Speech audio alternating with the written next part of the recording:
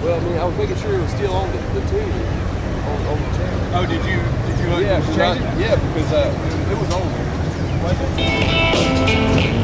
The coffee's on. It's the Nick Brown Show on ESPN Radio 97.7. Get ready for a fresh brew of for the next 2 hours. Good Saturday morning to you, Nick Brown, along with Joel Ruston. And guess what? We're not at the depot today. We do have Depot Southern Pecan just broadcast, but we're on location today. Joel at Louisiana Tech, exciting 2014 T-Day spring game. Going to have a plethora of guests from the Louisiana Tech athletic department. Head coach Skip Holtz is going to join us, as well as defensive coordinator Manny Diaz. We're talking basketball as well. Patrick Walsh, and I'm going to be joining us as well. So a great day with athletic director Tommy McClellan. It's a little overcast now, so all the running around that you had to do, we've got the video stream up. All this running around did not hope it's a little overcast right now, but that's going to make way for a beautiful Saturday afternoon here at the Louisiana Tech kickoff at 1 o'clock and gates open at 11 o'clock. Let me tell you, Nick, it's going to be perfect day for you. You know, the wife is at home. She's listening to the show. She always does Saturday mornings, and she's getting the girls ready. We're bringing the twins out. I've got the 5 months old is about 9 days now. 9 days, yeah. But they're going to come out for their first Louisiana Tech spring game. It's a big game. Not only is it a spring game, it's always we're going to get our first look at the second year of Skip Holtz and his program here at Louisiana Tech. We'll get our first discussion here on the Nick Brown Show with Manny Diaz and the coordinator. We're very excited. But also, Nick, there's going to be a groundbreaking today. Thank goodness, man. If you're a Tech fan, I know you've been waiting on pins and needles for this thing. It's time, folks. The talking is behind us. We're going to get started today. They're going to break ground on the South End Zone project. This is the next step for Louisiana Tech athletics. The next step is Buster Excellence. And I'm really excited about it. I'm excited about it as well now. I talked to Malcolm Butler a little earlier this morning, and also talked to Patrick Walsh. It probably will be just like any time that you have any great program building, there's going to be growing pains. I think they're going to go over the season because of what they're going to do starting immediately Monday morning as far as the removal of the end zone bleachers as far as on the sideline. They've seen about probably around 1,800 workstations. They were added rather than the NCAA had the minimum attendance requirement, and so those will be coming out. So that's going to have slight reductions in our capacity. End zone project is completed, and so certainly an exciting day, but a great day for football to come out and see Louisiana Tech has and really Manny Diaz as well. Like I said, good athletes as well, and all our great guests today. We'll wrap up the rest of the world as well. Probably won't have normal features that we normally get to, but last week we were excited. So the new building, that's going to be amazing. College basketball, and then the top wing there, and then women. We talked with college baseball on the Nick Brown Show, Joe, but today we're all about football and we're all about basketball. We're excited to be here in 2014 today. I want to remind you, too, if you're listening to us on the radio, but you're not going to be in the car for very long, you can find us online at ESPN977.com. You can stream us there all the time. You can find our on-demand release as well, and you can listen to the show after the fact. Or this morning, you can video stream. You can get a live look at July Stadium this morning. We're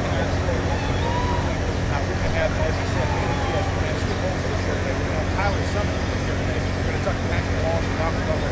It's a big day for Louisiana Tech athletics. We're glad you can join us on the Nick Brown Show, ESPN 97.7 FM, and online at ESPN977.com. Yes, the video stream is up. Checked it. We're ready to go. Go see us. Our smiling faces this morning, Nick. We're on YouTube, youtube.com/RedBeachESPN. Certainly, and I go ball hit. So I do have the cap on prepared for sunny weather, but if the clouds a little overcast out, beautiful, feels good out here. So sun will come out a little bit later. We decided to talk to college athletics for you. One thing, Joe, that it always comes this morning, and you watch this across the country, and I would be remiss if we didn't talk about it. When we move across the line, it's amazing to have our main Scarborough session at 10 a.m. as always, and it's here on the Nick Brown Show. And one thing we discuss is the Lindy's Matter. In my opinion, it's the premier football edition. It goes with every summer to Santa Rosa Island. And excited that they go to press 2 weeks from that. Not all the spring games we decide will have occurred when they go to press. But amazing with the fall. To me, March and April league, obviously the spring football game, but also you may double check it's going to be interesting to see how that affects the shape of college football. That's something we're going to have to talk about ad nauseum, but to see, bring back athletic numbers. But obviously you see how it affects it. And it's really even amazing when you read the staff of writers in this magazine. They can't handle about it long. Exactly. Who's going to rest at that point? So they end up needing, they actually have a research paper that takes all of the magazines to do predictions. Well, and you and he and I, we were all talking about a week ago. The nature of prediction in college football is just unbelievable in this day and time. In the past, there were powerhouses that you could count on year in and year out, but now, even amongst the powerhouses, you said it, all it takes is one off the field incident, and all of a sudden your locker room is destroyed, and your hopes for a national championship or a conference championship run are over. Here's the other thing that's interesting to me. All in March Madness mode, the Final Four, right here, everybody was excited about basketball, and yet that's over there. Football replaces it in just a day or two. If you're an NBA diehard, the season's wrapping up, the playoffs are right around the corner, so there's still some basketball to be had. But football is king, and it comes in a rush. March Madness has that one bit where it captivates the entire nation, living in the deep south. So what you have, in my opinion, you have football, spring football, baseball, and then basketball. But basketball is in place it goes to the top of the team once. And that is good. Tim Boyce as well. We're discussing that much more. Congratulations to UConn Huskies. Huskies and the Lady Huskies won the national championship this year in the final four. So certainly, but now moving on to football. It's certainly going to be an exciting season. I know we're up here at Lakeside. Look forward to talking about the schedule and looking over because not only you have the Conference USA schedule, but some programs are getting better. You're going to have Western Kentucky in that program. Yes. Conference USA. A few people leave the Conference USA, among them Tulane and East Carolina and Tulsa. But enter Old Dominion, Western Kentucky, Old Dominion. That'll be a game that we'll also traveling to Old Dominion. You can't help but look at the schedule that August 1st showdown in Norman, Oklahoma versus the Sooners, and then going to play to Auburn 27. So it's a real tough game. And Lafayette, so look at these teams that win the ball game, very tough schedule. Nick, we've talked about it a lot. The first year under Skip Holtz, just won a lot of games, especially after that season. But that was the year that the schedule lined up in your favor. It's only going to get tougher from here on out. Conference USA has added this amount to the schedule from that conference continues to solidify in their new pose or so the new members coming in slowly put out. But more than that, though, it's about developing a non-conference schedule so that you can make a splash in the national scene. You look back a couple of years ago at how difficult the road was for Louisiana Tech to make it into the top 25 rankings, to make it into potentially a larger bowl than they've had shot at in the past. And it was all about where was the game? Where was the marquee game that you could game that win on? It wasn't. This season, it's on the schedule. It's on the schedule. If the games are there, we'll let you go. Now we're going to argue this point after the home, and I would say that you look at the schedule and the groundbreaking that's about to take place at 1 o'clock. You look at these games at Oklahoma, at Auburn. At what point I would like to see Louisiana Tech and even all of the mid-majors, ESPN in terms of go back to playing. And that's it. And I'm certainly not saying that Bulldogs can't go to Oklahoma and defeat the Sooners. You're looking at one of the toughest, absolutely, not just because we're here at Louisiana Tech. I'm going to tell you, you go through it, and you can go through a national schedule. This is probably the toughest non-conference schedule of any team in the nation. And I really, at what point you say, okay, we're going to do one of those. I'm not saying they're not winnable, but you're going on the road against two teams. Absolutely. We're going to take a break. When we come back, we're going to have Louisiana Tech head coach Skip Holtz right here on the Nick Brown Show. It's the spring game at Louisiana Tech, and we're glad that you joined us on ESPN 97.7 and ESPN977.com. We'll be right back. Right, Coach.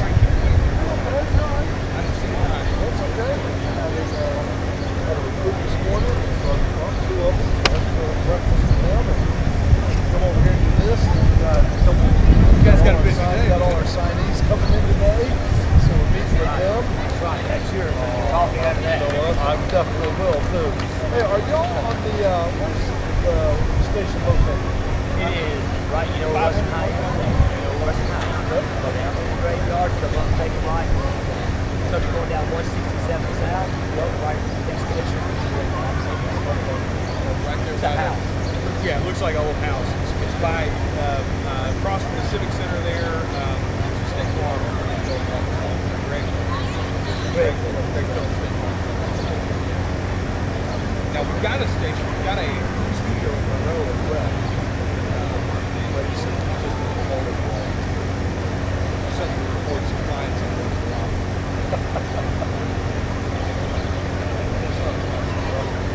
No.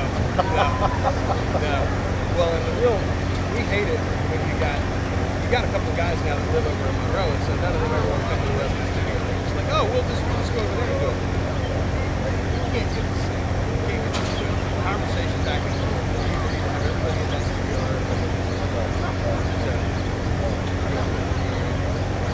We got great technology. It's going to come to a slight delay.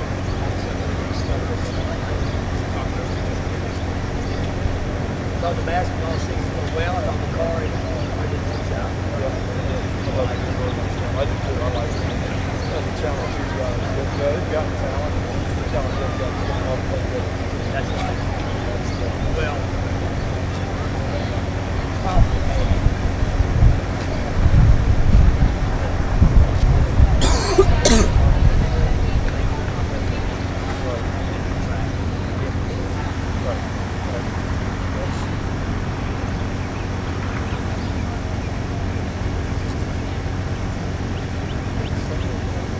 It is. Eventually. I am glad it's not here yet. Yeah. We were trying to pull out the tent this morning. I said, it's funny.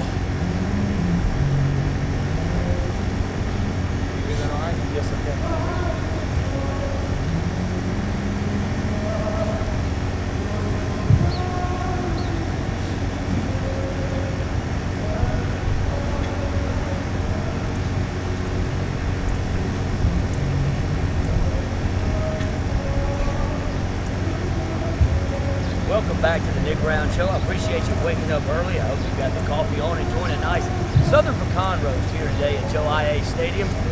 Happy to be joined by Skip Holtz, head coach of Louisiana Tech. Coach, entering your second season.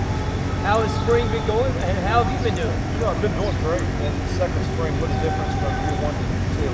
Year one, you're coming out here, you've got 100 names on your roster that you don't know what any of them can do. They're learning about us. We're learning about them in year one, but year two is much more of a comfort level. We've got a pretty good idea and understanding of what the players can do and what we need to put together, a couple of the missing pieces going into spring practice. So, been doing great, really excited for the attitude and the way that these players are working with us. You know, and that is something that often gets overlooked. You talk about coming in, learning 100 new names, them getting to know you, you know them. That academic process doesn't happen overnight. So you have a more familiarity with all of your players, what they're like, moods, whatever it may be. Right. But year two is when I think you see the most growth. Well, I don't disagree with that because I agree. Like I said, you go out here for the first spring, and you're just trying to identify this is what this guy's good at, et cetera. And you don't, you have names, but once they become players, once you have a chance to spring with them. And like I said, I'm really excited right now about the growth and development of some of these players. And we've had the opportunity after the season to talk to some of them about some of the things they really need to work on during the offseason. We're just seeing a lot of the growth of the offense and defense, and a lot of players individually right now out there on the field in the first 2 days. Coach, I want to go back to, as Nick was talking about, coming into this position and juxtapose that with your last job. Nick and I have been fans of yours for a while. We feel like you didn't get a fair shake in South Florida. You came in there following what they consider to be a legend and because of personality issues, whatever, we feel like the fan base didn't give you a fair shake.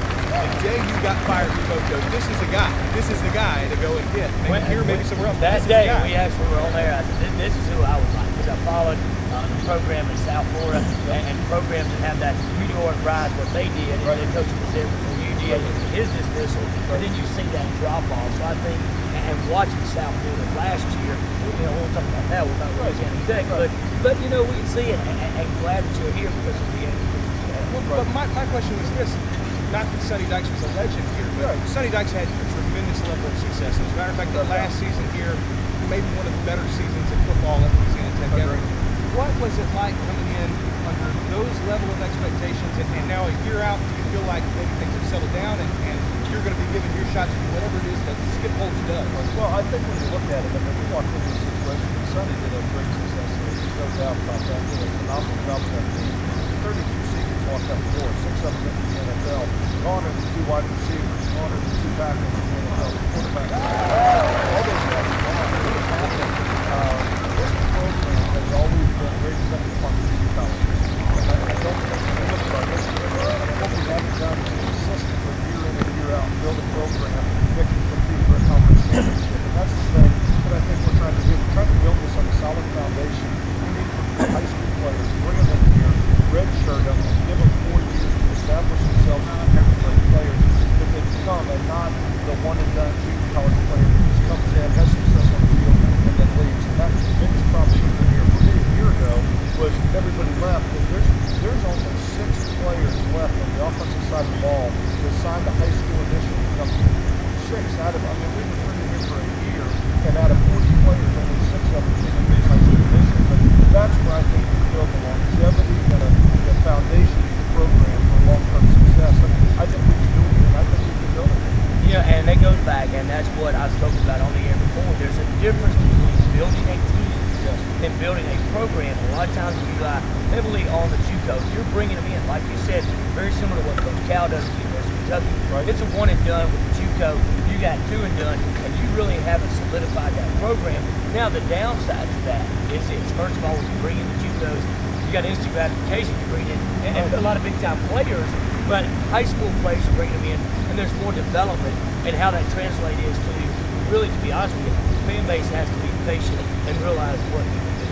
Right. Well, and coming into it, I think when I look at this football team, it's a lot better than it's right now. I feel a lot better about this team than I did. I don't know the year of depth that we need to have, but I think that that incredible staff for the job that they have done, trying to bring some players in that team to make a difference. The elephant in the room, we've got to become more productive. And from an offensive standpoint, we've got to get to where we can protect the ball. We've got to do a better job of the quarterback position.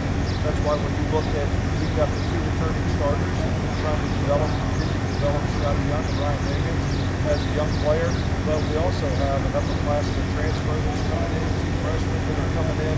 We're trying to do everything we can to get a guy in there, make the competition at that position to be competitive to the level we want to be at. Okay, and that is one thing that's a little bit different. You hear you're at the T-Day spring game, talking to Skip Holtz, head coach of Louisiana Tech. You have these 2 guys. But when everyone's in the fold, you got 3 more guys coming in. Right. Legitimately for that opener against Oklahoma, we're going to talk about the schedule in just a minute. Okay, good. But exactly. Now, all 5 have Today's going to go a long way in this evaluation process of what we're doing and how they're going to perform going out there on the field. But I think you've got to roll the ball out. You've got to see what everybody can do and give those young guys an opportunity.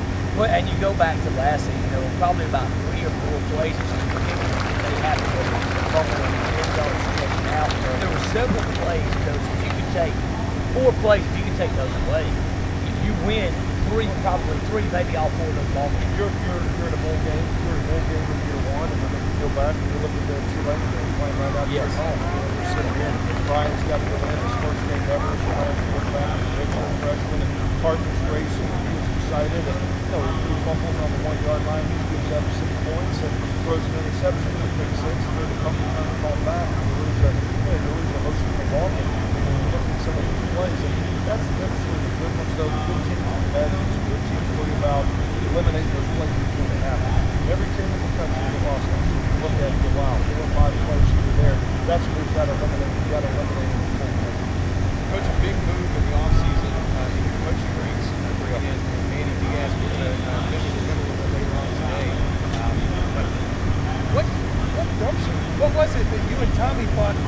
go out there and get the Texas defensive coordinator? Sure. Well, when it first happened, when the first situation first happened, that Ken took the head coaching job, I'm really excited. He did a great job. He made me out. Coach, the first thing you look at Coach Lewis. Sorry, who's out there? How do we work? How do we do better? Who can take us to the next level? How do we get where we want to go? And I've got an opportunity to sit down and say, look, these are out of my A list. I've got coaches on my A list. He was one of them. He was like, what? Let's take a swing. I put him in convention. Called him up, asked him what he could do with them. Sat down and met with them. Brought him in here, interviewed them. Things just went great. Really have a lot of respect for him and the job that he does. And his reputation in the business is success he had. Florida State grad, where I got my coaching started. My wife went to school. He went to Chuck Amato, who was with my father, who I went for a very long time. Great respect for Coach Amato. He had to say about it. Rick Stockton was from Tennessee. Rick and I coached him in South Carolina. He ran raised about Manny. I mean, you start to find all the ties and connections. And everywhere I turn, I just get Manny Vito. I got to down the mile. I just think he's a phenomenal football player. But I think that he really good. I think his relationships with players, his energy, his excitement, his enthusiasm, his knowledge, there's a huge buy-in factor right now on defense. When you look at everybody back, having the back seven, with all your secondary, and having competing corners and safeties and linebackers, you can do a lot of different things. And I think that this is a big about this year's the job he does. Well, you know what? I woke up this Saturday morning and I was finally over the national championship ball for Auburn and Florida State. But now you bring up Florida State. You got your start there. So it really was a full hamstring kickoff off the national title. Now we got that out of the way. You go back and look, and you follow Manny Diaz's career. You go back and you take that last year in Texas. You knew that somebody was going to be a fall guy and walk around and do a job. I want to go back when Manny Diaz was at Mississippi State. Was an installment, a team that we didn't take right here at July Stadium. It was interesting. Drew was coaching. When you go look at the defense that they had at Mississippi State and where they ranked in the SEC, and we know he was a defensive coordinator. And it's not like a guy moved from Starkville to Austin and the papers on how to coach defense go a lot of way over down on the trip. Well, and you look at about 15 years of success. You guys have been very successful in business. Those didn't just go away. You didn't forget it. There were mistakes made. You talked about it. I've built a program trying to do it better. East Carolina. And when we went to South Florida, we did the same thing in the situation where we're trying to move up to colleges and get our APR back up so we weren't on probation from an academic standpoint. And you know what? Everyone given time. I know you were. I don't think we were given time. I look at all the freshmen and sophomores that play. I think those young guys in Missouri would be really good in the future. And I think feel the same way about Manny Diaz. I cannot be impressed with him because he was not particularly in Texas. I think he's a great football coach and he's done a phenomenal job in this position. I've always wanted to ask the head football coach this question. And I'm going to ask you, go back and look. You know, program in UConn has really just getting started. You're going to move to East Carolina. When you watch and check, like after, I know you don't have much time to watch. Right. Do you still follow like programs like UConn when that program was developing? Move on to East Carolina and then down to Tampa. And I go, I watch that. A lot of South Florida because they were able to underway. Get a victory on the road. And I said, where's it coming from? Well, it was again built on the junior college program. And programs that have meteoric rises like that end up having a crash. And they've got to be willing to give a coach time to come in. And Willie Taggart from Western Kentucky, I think, give him time to be able to do it. I think there's a lot of young players that have the opportunity to play as freshmen and sophomores. They're only going to get better and better as they are in that program. So I think they'll do a great job there. I'm excited for that program. But right now, like I said, I'm excited about what they're building here right now in Ruston. ESPN said progress that we made right now is a football. Even in years' time, we're strides in defense. I think we'll get better in offense and we'll put some of those pieces together. But I'm really excited about the season, especially that spring game. Exactly. I want to ask you, I know you've been with us and great time talking to Skip Holtz, head coach of Louisiana Tech. Big question is always about offense. And now where we are with our iPads, our iPhones, everything, we like it wide open, and that's a play. So now, as a head coach, you got to look and say, okay, all the fans want me to go wide open, 100 miles an hour. Right. But I got to look at my personnel that's in the locker room. Do I have what I need to go wide open? What are just things, I know we got a spring game, you got hurt, you have players coming in. What changes or what can we expect out of the offense this season? Well, I think you brought it up earlier about the quarterback situation. All five of these guys are picking it up from the start. I think you got to build it around the quarterback. You know, the quarterback is. And if you look at last year, having to play the rest of the Brian Higgins, you don't protect the quarterback. I'll run the 4-1 spread. You throw the ball all over. You've done it now. You've seen a guy back here. He's very intelligent and smart and understands the offense and can run it. The picture throws are pretty easy to do, but I don't think we had that last year. The problem was we didn't have the tight end or fullback. We had the opportunity to develop a running game that was really wide open. So what people did, you know, Kenneth Dixon a year earlier had 50 receiving quarterback, wide receiver, where he played stuff in Nelson game. Kenneth Dixon was off as a freshman. Well, Garner was quarterbacks and wide receivers. People said they got to get the quarterback to line up with Floyd Devon and stop the run the game with the blitz on. Let's make it roll the big rest of the game up there. That's the reality of the picture of where we go. We want to get nothing more. It's not just about the talent. That's what we as coaches have got to put our players in a position of success. So right now, I think, as I'm looking at this football program, we've got to get a little bit more of the tight end. We've got to be able to huddle. We've got to be able to slow things down a little bit. But that doesn't mean we still get to one tempo, no huddle, 4 wide, split. You're not going to see a tight end today. You're not going to see a fullback today. You're going to see a lot of what we did a year ago. You're going to see the same quarterbacks that we did a year ago, maybe with some different personnel up front, trying to execute a spread offense and really scrimmage. But I think by the time we get to the fall, there's some of the people that are going to be here. You're going to see us be able to get a little bit bigger and be able to establish a running game. We're talking T-Day spring game today on the Nick Brown Show with Skip Holtz, head coach. Skip, appreciate all your time this morning. One quick question before we get you out of here. The next segment, we're going to talk to defensive coordinator Manny Diaz. You're talking about what we're building here. Halftime today, going to break ground on the South End Zone project. I'm going to ask everybody this.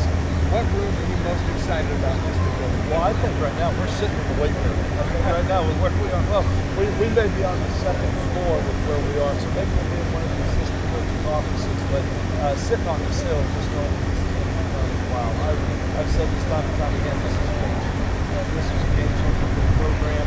I think the commitment that it speaks, it just says it as loud as it can be. We're making a commitment to Louisiana Tech football and Conference USA and on and off the football field. I'm very grateful to Dr. Dice for his vision and commitment to this project. Very, very thankful and excited about Tommy McClellan and his commitment to this project. But I think it's a game changer for our athletic department. Definitely, it needs to be done. So I'm really excited about it. It's groundbreaking, and I see the shovels and the hard hats down there today with the halftime ceremonies. And I think it's a great day for Louisiana Tech. Not only to have the opportunity to see the football game today, but to have this be just a monumental day in our history. And we've never seen some great ground. So for those that are out there listening, we'd love to have you here. 1 o'clock, we're going to put on the tee. Kind of get a little football going. We'll have a great atmosphere today, a great opportunity to come by and get a little sneak preview of the 2014 Bulldogs, and also be here for a monumental day for Brown. Gates open at 11. Game starts at 1. We're going to talk to Patrick Walsh in a little while, too, about how you can make a commitment to this project and some different levels that you can jump in. Season tickets are available. The club seats are going to be available. We're going to give you all the details on that later on the show.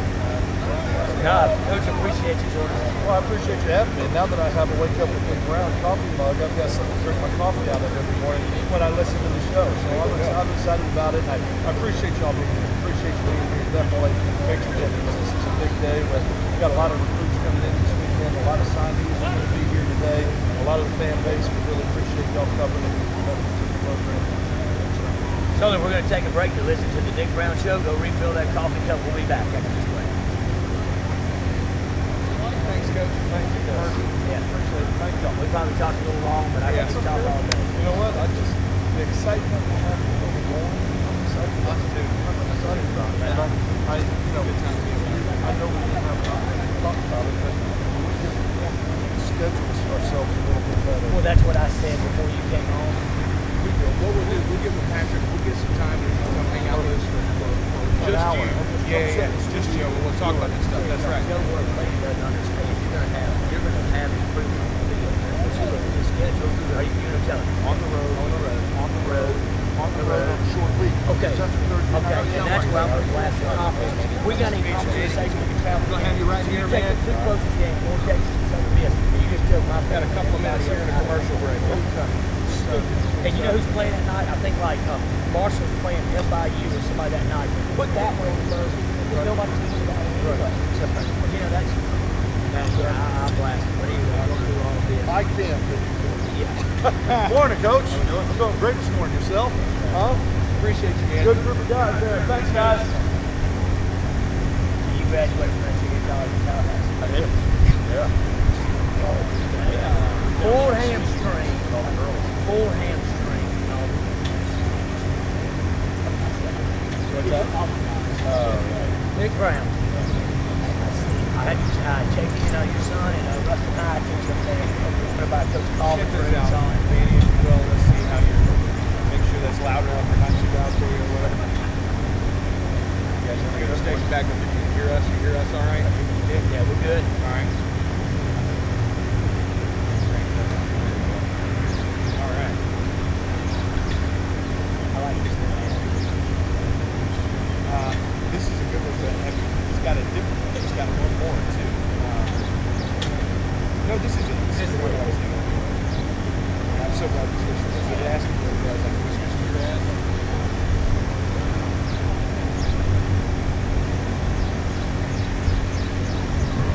Have you adjusted to Ruston yet? A little different from Austin, but parallel with Starkville. Yeah, we got some background on this. I like it. It feels bigger than Starkville. That's what I've said. And of course, the people that are friends with me live in Starkville. Our other guy that brought the coffee is a Mississippi State grad. I say that it's much bigger. Something about the highway going through it. It's the way the town. It's more. The town's more 4-lane roads. You know, the main road, everything. 12 all there was.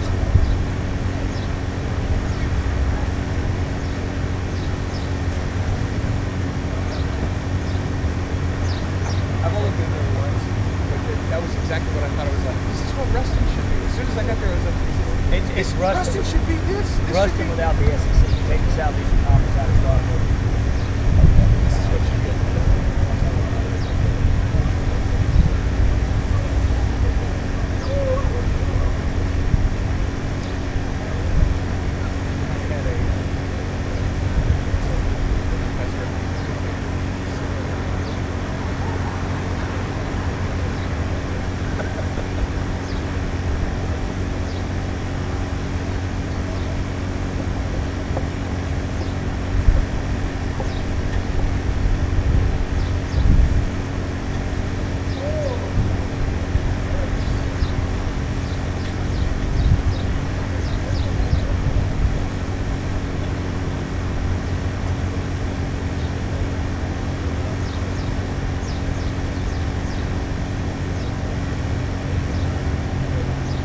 Welcome back to the Nick Brown Show. Appreciate you waking up early this morning, enjoying a nice cup of coffee. I'm going to have a Southern pecan in just a minute, but we're at live at Joe IA Stadium for the 2014 T-Day Spring Game. And excited to have join us, first time on the air. Excited about this hire, Coach, and that's Manny Diaz, the new defensive coordinator for Louisiana Tech. Appreciate you joining us this morning, and welcome to Louisiana Tech. And Ruston, glad to have you here. Delighted to be here. Be here a little dire straits in the morning, get everything going right. Excited about the spring game today as well. You know, Coach, I would go back through the stops and the wealth of knowledge that you bring to Louisiana Tech. Go back and talk a little bit about Texas as well. But Mississippi State, I go back, you coached in the SEC. And when you were in Starkville, your defense was ranked near the top of the SEC West, the top of the SEC. We know what that conference means as far as defense is concerned. But the experience that you have, having served in the SEC, the Big 12, Florida State graduate, not going to hold that against you. But you've been around and seen defense throughout different leagues.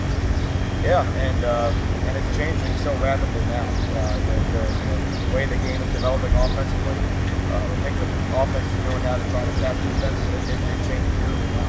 You know, your first defensive coordinator I've talked to since this, and obviously we know the hurry up, no huddle, and and all what Gus Malzahn was able to do, but you also saw teams in the Big 12 doing that as well.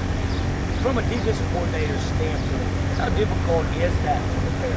Well, I think what's happened now is it's the next revolution of the no huddle fast tempo. The no huddle fast tempo has been what was over 10 years now. I think what really has changed the game in the last couple of years is run, pass, and everybody, I'll give you an example. Everybody thinks about the Auburn Alabama play in the last play, the final touchdown. Really, the touchdown that really sums up the new way he played was a touchdown to tie the game, where Marshall pulls the ball. It is a called run, and all the linemen are down the field. Marshall pulls the ball and then throws the fade to the receiver. Now Alabama's in cover 2, and the corner should have stayed on him. Somebody should have stayed somewhere, but they didn't. And that's where defensively you say, well, how do you read run and pass? Well, you watch offensive line, all the time, touchdown, pretty short run, just run. Every comes out to run. And you can't do that. Well, now what happened when they turned the game into a one-on-one. Because if I have to still defend the receiver running the go route, but I only have one guy to tackle Nick Marshall. And if my one guy is, there's one guy I got to tackle, he's got a hard day at offense. Certainly, and you go back through the big change, obviously we talked about Brent Bielema and Nick Saban, when they talked about the experience that you've seen, and you said it's been around the last 10 years, and obviously we're really just now paying more attention to it. Did you see the injuries occur, or would you like more time to get substitutes on the field when you look at the situation when you're facing a team that is employing that type of offense? Well, I think the officials are doing a better job the last couple of years in terms of, but it's hard on them. It's hard to keep their eyes in the right place and get the game going the way they want it to go. I think what we've done, I saw it better last year than in the past, where if the offense doesn't suck, they have the same 11,000 feet, then it's our responsibility defensively. There's no reason why our 11 can't be 12 feet. They want to snap it one second after as soon as the ball's ready to play, they want to snap it one time. Now, if the offense sucks, what the rules say is the defense has to use the time to match up. Okay? And when the referees did a better job of this past year, they still have the ball. And that's where you have the ability to control tempo and control the outside. So I think the rules, as the way they are right now, are pretty fair. I think the officials, in the Big 12, we added a new position just to help with the logistics of managing football. It's hard to see what's happening. That poor guy, I would have signed for that job. That poor guy runs and stands over the ball. They look around, they give him the ready to play. He's running away from the ball. They're snapping. There's a bunch of big dudes out there now. That's like playing in traffic. So it's not a job that I'd want, but they're getting a better idea of how to handle it. Just a few minutes ago, Coach, we talked to Skip Holtz, and Nick asked the question, the fans just want a wide open offense all the time. They want a 150 points scored in every game, it seems like. You have the thankless job of trying to wrangle that in and slow the pace of the game down a little bit. How do you deal with it in the modern era where it's not just Louisiana Tech, every fan base is calling for faster. How do you, as a defensive coordinator, juxtapose that? How do you try to get the word out? Hey, look, there's a better way to play football. Well, I like that 150 points. I can hold the 149. I promise you that. Well, the more the game changes, the more it comes back to the sport. Okay, which number one is you have to stop as easy as you can. Go to the inside. You can't stop the inside ball. Second thing is you can't give up the score. And then the third thing is you got to be no matter how bad you are on defense, it's on the third down. No matter how bad you are on how good you are on offense, you only have to be 3 yards per play. So the game still comes down to third down. It still comes down to I think what happens in those things is an opposite really test the football.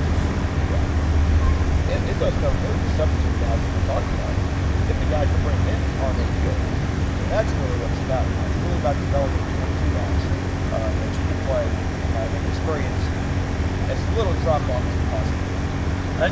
Coach, you got a spring game to coach here in a little while, but before we get to that, I want to talk about the hire. I want to talk about the process of getting here to Louisiana Tech. I asked Skip Holtz, what was it that he and Tommy thought would allow them to go out and get the Texas coordinator going on your side? How do you go from the Texas job to Louisiana Tech? What was it about Louisiana Tech that was sold? Before they came and started hard selling. I know they're very convincing guys. And I want to ask you that question too, and it's a good question.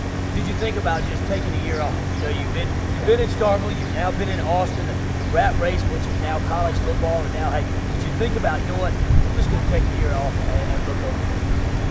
Well, my wife wouldn't allow that. She didn't get out of the house, but there's a couple things. Number one,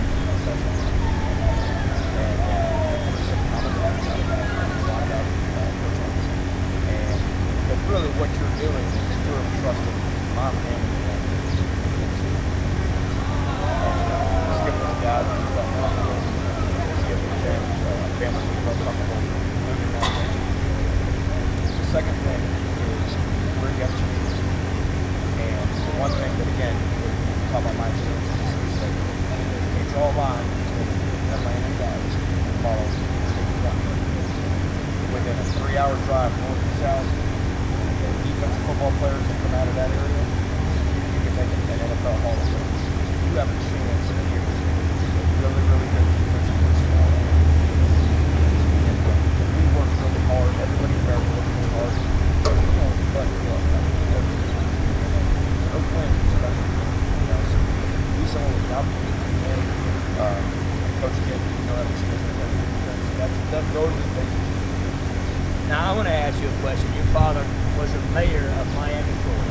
What is more difficult, being the mayor of Miami, Florida, or being a defensive coordinator in college football? They're both tough. People always ask me, say, do you want to get into politics? I said, I already want. I was going to ask you that question. Yeah. You're exactly right. Well, there are a lot of similarities. I think the time that he was in here, she was mayor, we were able to share a lot of similar experiences. You're judged by people. You're not always able to get this out of the you're judged by people who don't always know really what's going on. Sometimes the person who yells the loudest is the one thing the things I did learn from him is that you have to do is that was right regardless of what public opinion is. We're put in that position. It's a hard spot to be in. And the expectation is that you have the power to do the job right here. Now, with your Florida background, went to Florida State, in Miami, and now since, changed, when you were coming up, FIU and FAU really weren't programs that you see college football really take off at other institutions. One, does that surprise you?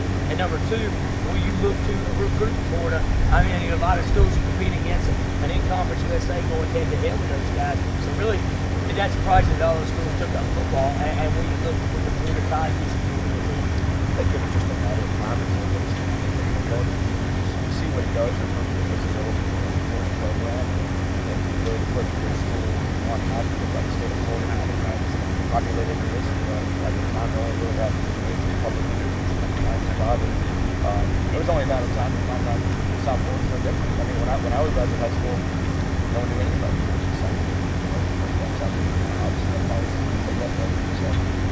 Not surprised to see what they've done right there, but and then I think in terms of from our standpoint, we want our foot down. Kids that are coming forward. I think recruiting that everything now the world's a small internet and whatnot, but still about fit. And what I was trying to explain to kids in the selection process is don't pick a school that has to feel running out of the tunnel. How you feel do something else? That's going to feel good. You're happy to go to class on March 9th.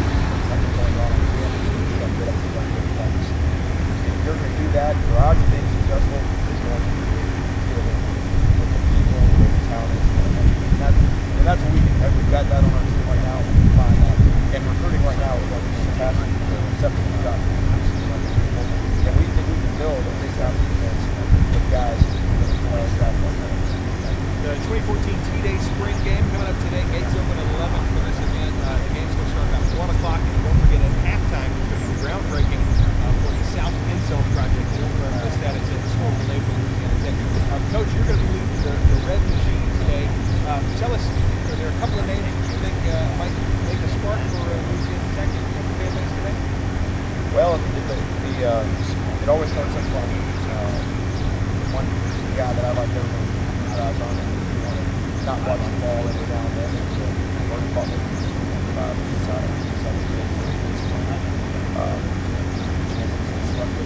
back to part of our defense talks about attack style of play. That's what's really not the case. Really style of play starting to see back. One of them has back disruption. And Butler's done a really nice job as he's springing that on. He would certainly be a guy that I think fans would enjoy watching. I think on the other side, on the second place side,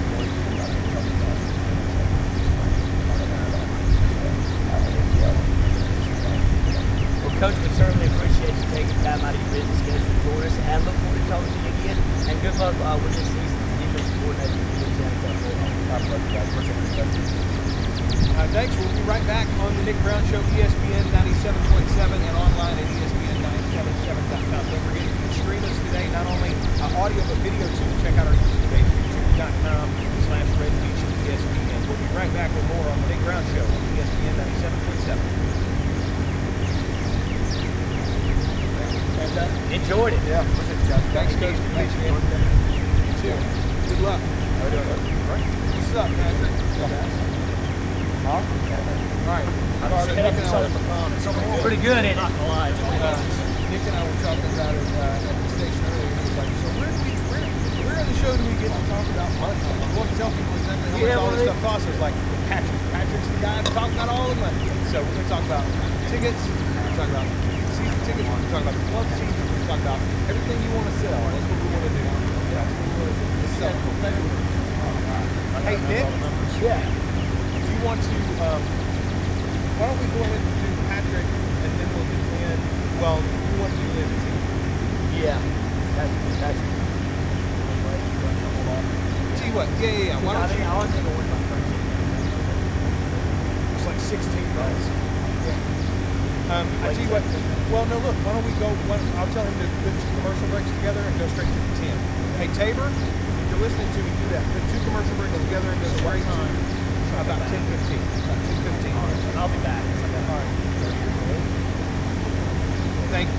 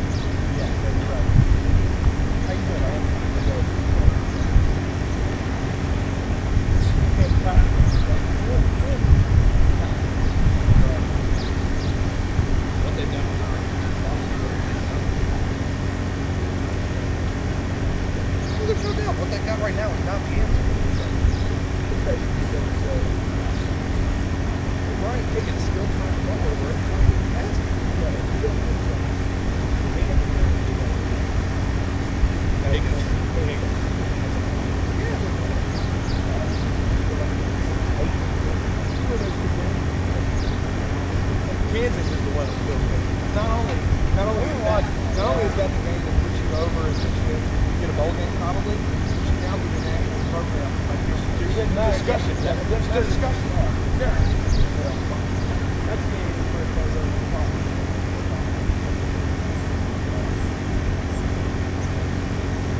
You don't drink coffee, but you got one. Check this out. I don't. What did you see? I don't know if you heard about this. One press conference we're talking to Mike White, and he's got your coffee cup, and he doesn't have it pointing your logo. he made a joke about it. He goes, "Oh, we could be giving Nick Brown some pub," and he turned it back around. Hey, I like him. Oh, I love it. That's the only thing I wanted to ask Skip. If he stays in East Carolina one more year, he's probably in the Big 12 and maybe in the SEC. Yeah. He's not looking down.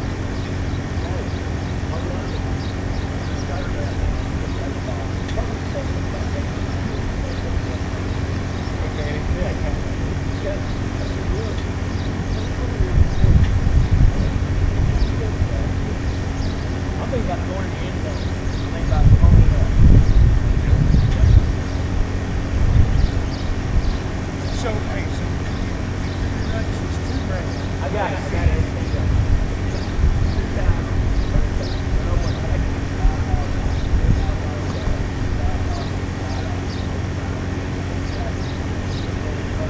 You mean for you and Mandy? Yeah. Here's what I'm going to work it out way. I go to my they don't really care. Right. Okay, so know what the plan. We'll take this up. Yeah. We got that. I'll let you know. Okay. I got this. Still expensive. And then what are you going to do? You're going to go ahead and sell back. You know what we're going to do? Take them all and say, okay, this one will talk all those things. Right. Because all that,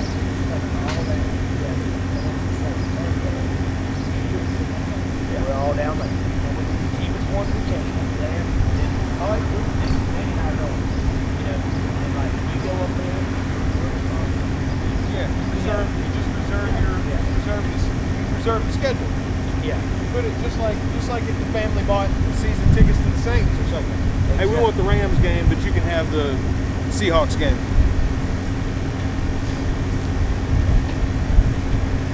How many people are watching? I don't know. Justin, hey, where do you go to watch it? Justin's been asking me. You can go to ESPN 977 and click the video channel. That's what I told him to do. Or you can go to youtube.com and search Nick Brown Show. Or you can go to youtube.com/RidgeESPN. How are you? See right there. You graduated this year? That's good. Okay. Skip was really good. Awesome. I could have talked to him for an hour. And he probably would have. Joel had to shut me up. Well, no, but I told him we'll get with you and Patrick and we'll schedule. Are you, sometime during the you off season, stay in the whenever it's States, going to you're be gonna going, He come have him on for come down a. to the That's shop awesome. and we'll have whatever he and I can talk whatever. I was going to ask him about the specifics. I want to ask him about leaving East Carolina. You know, looking back, and I told him, and Joel's my witness today. He expired. So, Yeah, I hear you. But here's my point I tried to make. You've got the justice and culture by now. They're going to show 5 years on the field, but it's not going to show up. And he's building a way. See, he came into what Jim Levin built in South Florida. Thugs and Renegades. And they had a meteoric rise and beat Auburn on the road. I'm like, and that's when I said, where'd this come from? So I Googled all their player background, arrested. Continue equivalent. Then you got Skip Holtz comes in. Hey, Joel, after 11 hits one. We got up. He says, guys, go through right away. Well, guess what? I don't know. Those Renegades don't blend well in high school. Get up. You know, and that's no doubt. Get up earlier Saturday. You're right. I mean, that's why you can't listen to what all these things are. I have to get up at 5:45. Yeah. But 6 and 6 on here. I can't doing all my clinical stuff. I've got 6 and 6 coaching. kit, camera kit, and something else. Yeah. The banner already loaded in the car. I'm building. I'm starting to see it off. And if you have, and here's the trouble with that. Yeah, You made them lost the guys. all right, well, I guess we'll head up there. You need anything else? Like, no, I think we got everything. And I'll run by there. You think that's everything? Yeah. Yeah, what about the table and the chair? You know, generator? I'm like, oh yeah, all the stuff. Coach is good. Then we couldn't find the third chair. Anyway, we worked it out. We worked it out. I think you're saying So,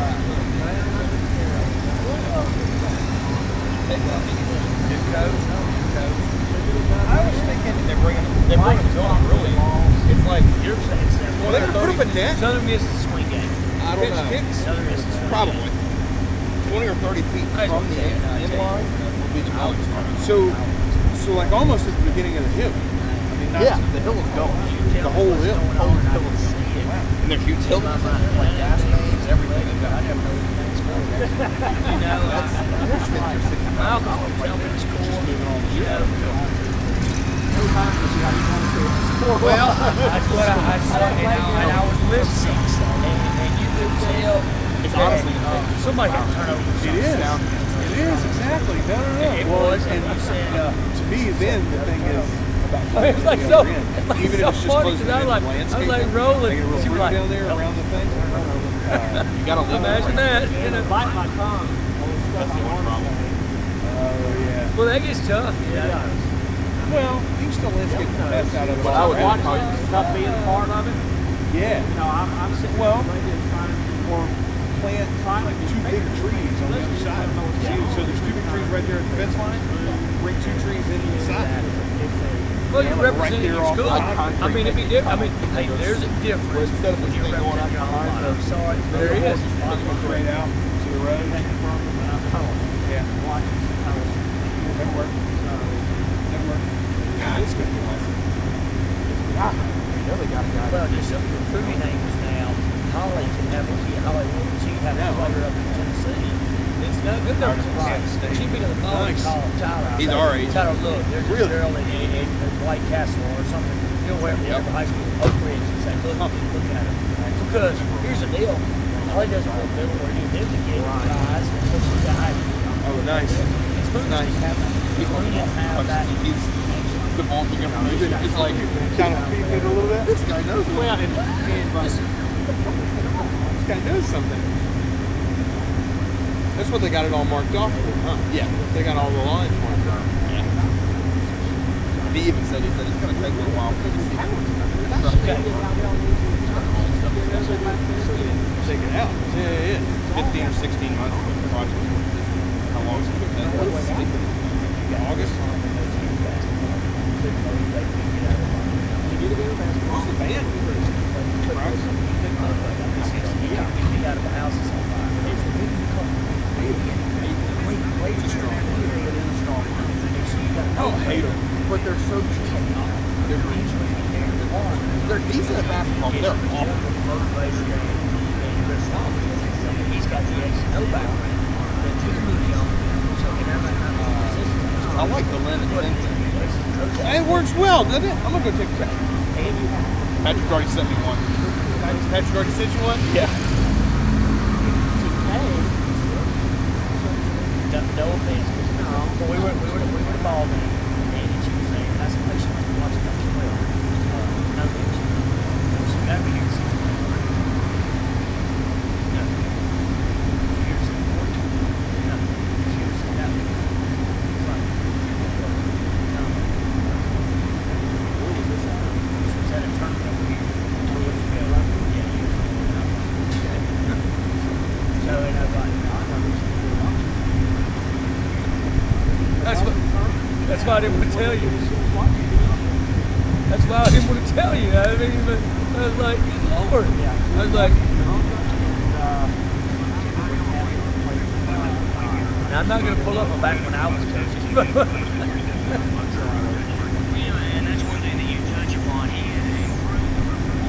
Yeah, we're keeping the Lynn at 10. The reason I was so steadfast. So are we on? I mean, what is this thing? Yeah. Video. Oh, we're video. on YouTube. So like people are watching me right now? Yeah. I don't know that anybody's watching. Can they hear me? No. They can hear the radio. They can just hear the radio. Just see when we go to the recording segment, I recorded Lynn because I do when we do the app, we get great digital audio. Probably when the app, see the app would be perfect for you to do play by play on. You have Is the that app. and Rick still Y'all dating? do that, or y'all do phone line. He's hilarious. So you have digital audio, you can't even tell. And he and his brother are so different. Yeah. We'll do when we do the app high school football. We have Mild-mannered. crowd line, or you would know it there. And it's better. You need to use the I've app. seen- See, I like was when at you're a- Rudy football game, and I've been to a basketball game in Parker Town, and every one of them Rick Warren's in. Yeah, you sounded. Yeah, that was tough to listen to. I was sitting there on my cell phone. Got to get approved by the parentals. With the app, it goes all the way to the station. Now, it's a delay. Okay, so that's why we don't take phone calls. We did our first show with the depot. We had somebody call in, and it was just like, hard. So, but anyway, We got me at 10:15. Thomas at 10:30. Tyler's going to be over here about 10:30. Which one is winner's Patrick? And that's Patrick. Have y'all not Patrick? Have y'all not interviewed Patrick? No, we put him off. We were just about to put him in. We took Skip Holt off. Go figure. Holtz doesn't talk long. Y'all, I don't have it down. I'm gonna leave that up to you and Patrick. no, here's the deal. Here's the deal, though. If Patrick goes 10:15, 10:30, Tommy's going to go 10:30, 10:45, and Tyler 10:45 and left in. That's not a problem. I was just filling in anyway. All right, when are we going to I still think it's the last conference. Please don't do it with Patrick. Don't do it. Did I tell you about the conversation I had with Les at the Iona game? Nice. I walked in and I said, Les, I almost emailed you about this, but I know you're not going to respond because that's public record. So let me go ahead and tell you this in person. I said, Britton's got to have his feet held to the fire. Well, I think Britton does a great job. Like, I want to see you just holding the company line. Be honest with me. See, Southern Miss is more vocal than Tech is. Southern Miss is left to right. My brother's a big donor at Southern Miss. He called their AD and said, "Until you speak something to the deal, I'm gonna come back." Because he said 2 teams should have been in, whether it was Louisiana Tech or us, they should have been in. Well, here's the thing. If we go to talk to SA Media Days, probably Joe and I, exactly what we went through last year. You see this table, we're very high, okay? Conference doesn't want to do our show. There's a guy from Dallas is sitting at the table. What's the water so behind us? I said, look, I understand. Bro, we've been waiting for the conference. We say for 10 years. We're all the way from Ruston. I'm listening here. We can't do our show because we don't have a table. Can you tell me that this big hotel ain't has one table? And the guy that's there goes, I'm inside this room. You were there, right? I wasn't there when all that conversation was. But in the interview room, so he gave us a table. It's like they just have no concept of The problem was,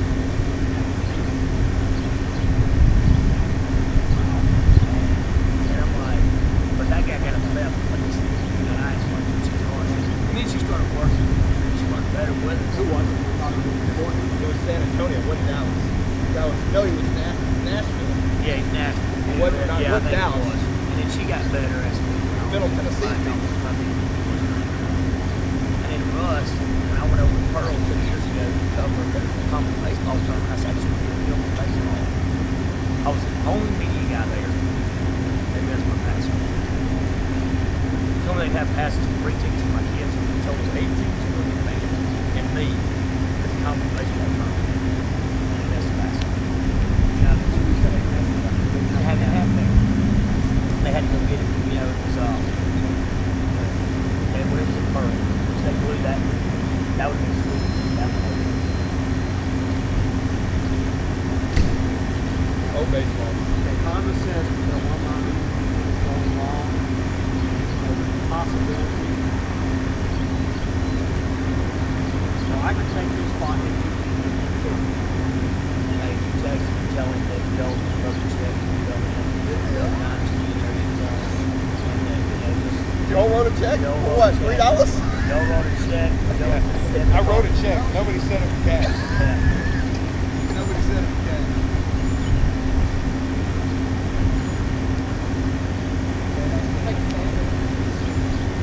Collins, did you enjoy that text I sent you that day about APR stuff? Oh, yeah. How bad is it going to be?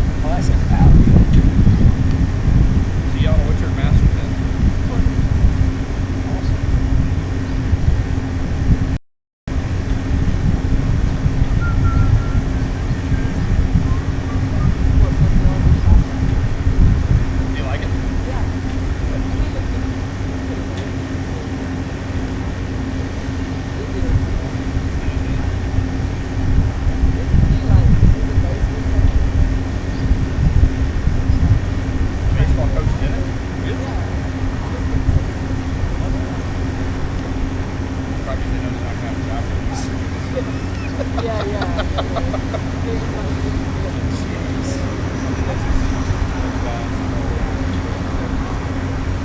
he doesn't make money.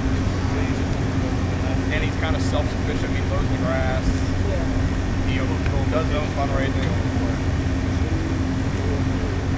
The athletic club only basically pays his salary. He does out of sight, out of mind. There's a lot to it. I mean, I know there is. If you're not prepared to step it up financially, there's no point in making a change. Exactly.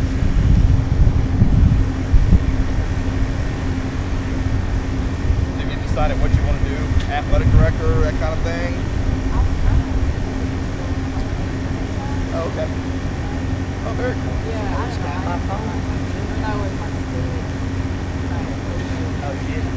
Yeah.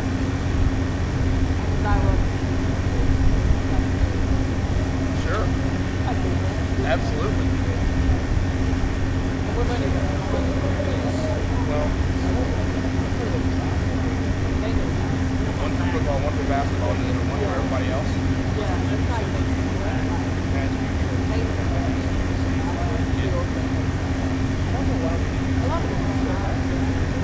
Yeah.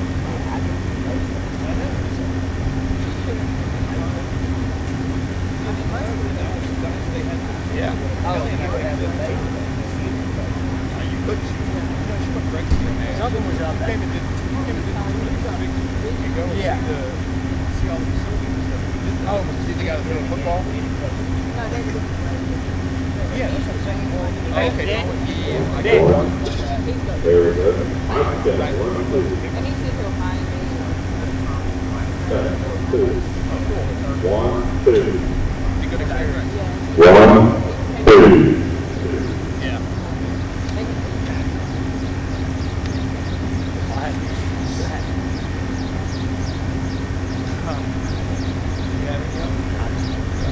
Okay. That'll be 1, fun. 2. I bet women's there's not as much need in cars. Those guys aren't that good. They're just good at basketball.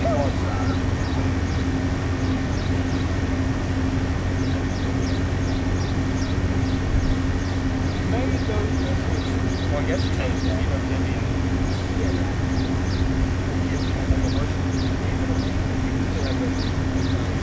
Yeah, that's where they go. Lazy.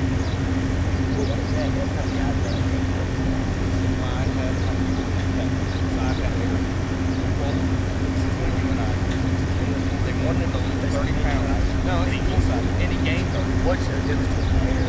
So there's a 60-pound swing.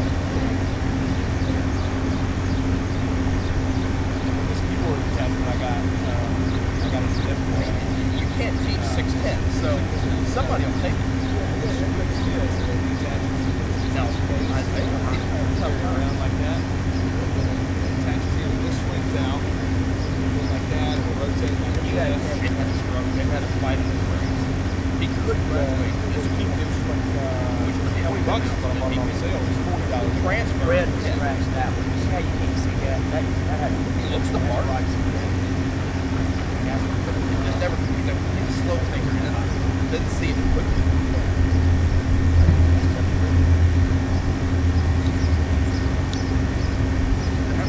How many times have you been here and you going home? You go home every summer?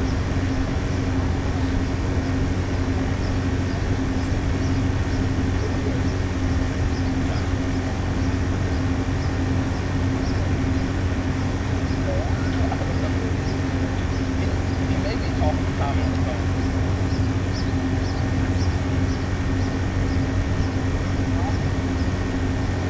Is it humid in New Zealand? It's humid right now. Yeah. It doesn't get like it does in the summer here.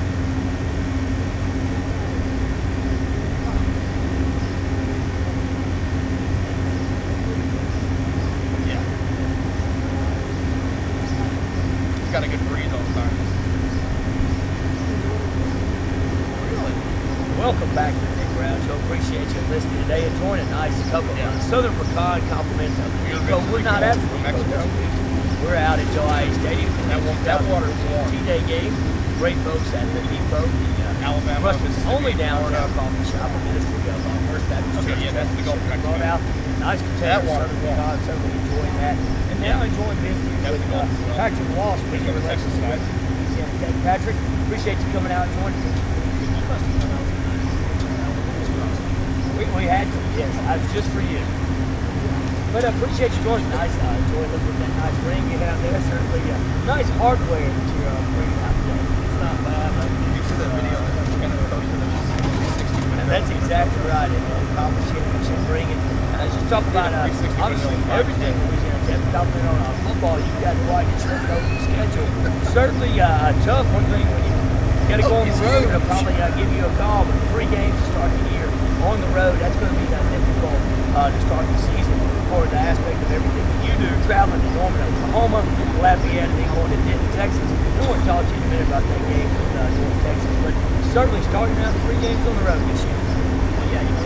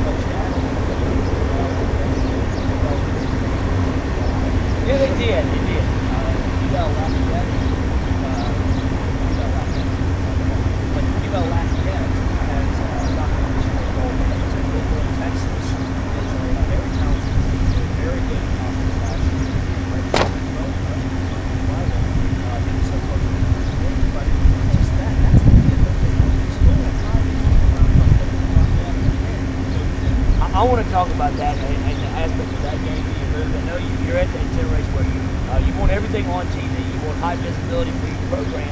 But here's the thing, that one thing, and Joel and I, we were talking about going to that game, but now, unfortunately, that won't be a possibility. But you look and wanted to be in a conference where you could travel to the game. In the Western Athletic Conference, you just didn't get in the car and travel to some of those contests. But here's one that the fan base could probably have made that trip over. This is one that conference chose to move to a Thursday night. Well, TV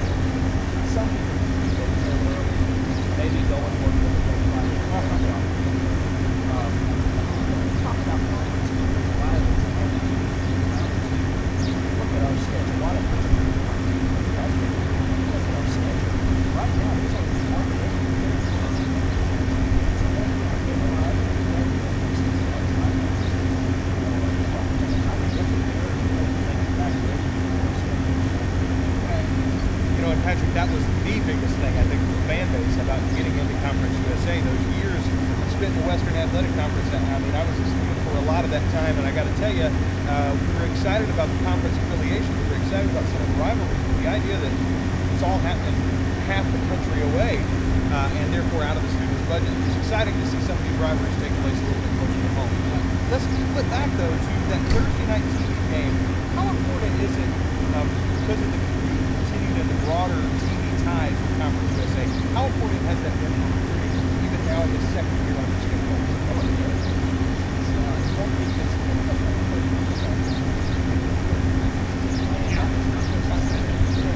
Well, actually, it was because that's wow.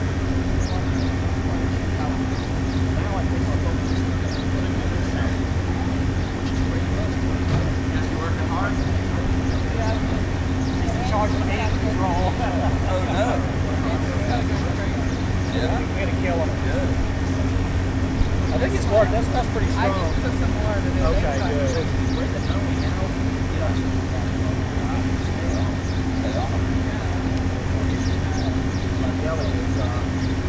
When we're talking about seeing these kids play, and of course this is the 2014 TA spring game that we're broadcasting in advance of here at Louisiana Tech live from Joe Ice Stadium. Right now, we've already had our man We're going to talk about Tommy McClellan, head coach of Texas basketball coach Tyler Summit.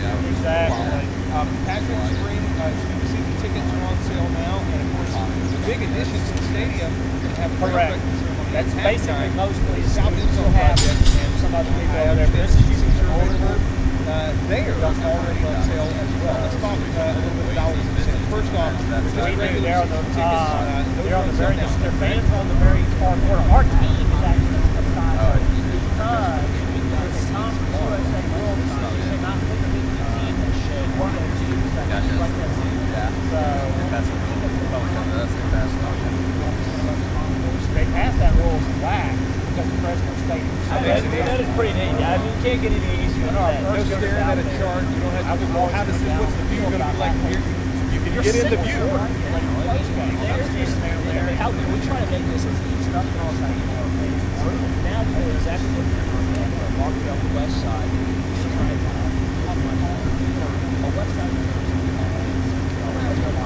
You know, in this day and age, Joe, you're exactly right. Everything's on the internet. Wherever you go through, you have the camera angle and everything. This plan is to take a low-tech approach. You're going to do that because you can go sit and see exactly what the view is going to look like this season. So it's a great idea, but I want to know that you can go personally tag on. Great. We've got our Aspired office in our contact.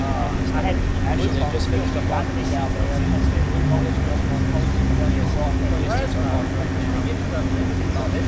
Football locker room back in the baseball. So you got to have this long wall. And they're like steel metal barricades because this hill is going to be gone in football. So and you can walk into it. Something called every. So it's just teams are there. Now it's being loose. Stuff they were saying anything. So he would just walk and smile and say God bless. Say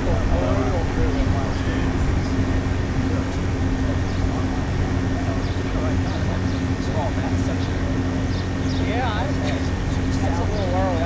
They're having something called the Big Lunch, which Yelling Rice they do it every spring, and it's usually around the spring game. Let's talk about that. How problematic is that going to be in the day-to-day operation for game day? Because basically, I don't know if that is exactly what they were here this morning. Sat up, or they sat in the lower section, but they're doing it strong. They have a little introductory thing, and then basically the students now going off to different places. Big notice they'll be back here at 11. So hopefully someone just so I'm assuming, I don't know what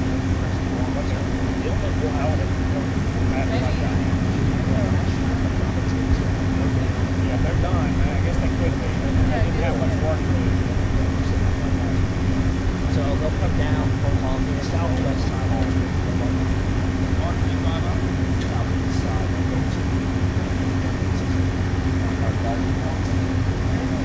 And make sure that the opposing team has well,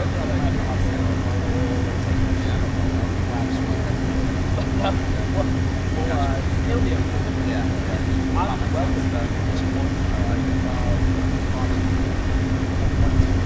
is that something that when you do that, when you take such a project, ambitious project, you have to notify your conference and they have to know, like, we're all, with opponents, don't have to have knowledge. You got to know those ones.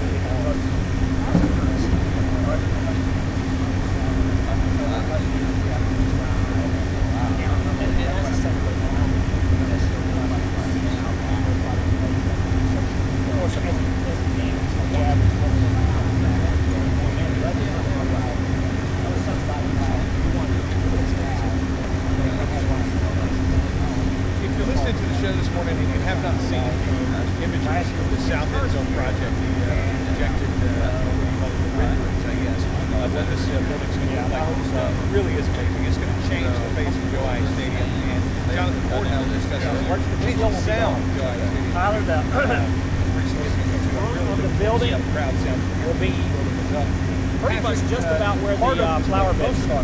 That's how close it will be. So the things that they're going to take these stands right here out, they'll move them. This hill will be gone. Yeah, that building will be built. But a big portion of it too is going to be new seats, 302 premium wide cushion chair back seats. Yeah, it will be. Are both going to be 5,000 2 years ago when we were winning, lounge still space. sees that. Going to have high definition flat screen TVs in here and all of the dining experience, rich parking. The place right now holds 30,600. Now when they remove the two stands, that'll take 3,000 seats out. It'll be down to about 27.6. Right, 27.6. The record attendance here was 28,000, just over 28,000. That was back in '97 when we played UL Monroe. Okay. The two teams hadn't played for 5 years, and they started the series Not back. that much different And it was the than first game of the year, so both fan bases family five pack. Timber Tay, now Yeah, wide actually, receiver the amount of coach. money that This was you're his out, first start ever here, and it was Wow. I was here as a fan. It was a great atmosphere. Yeah. That's pretty impressive. But 2 years ago, when we were so good, we probably averaged about 22.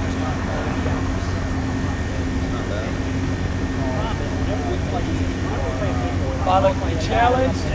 Follow the challenge. Yeah. You might want to be on the inside or covered. Gotcha. Walk out. If you brought and put A&M here, I think it's all goes out. Yeah. I think we had more A&M fans. There were a ton of A&M fans there.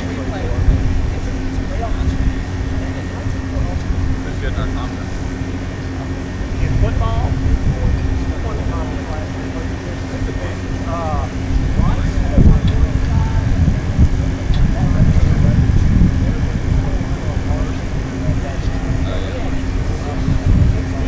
Wow. If somebody's listening to this morning and they want to get more info or they just want to go ahead and put their name down on that, who do you contact? How do you get into Better than I think so. Our record, two of our first 4 games at Auburn, at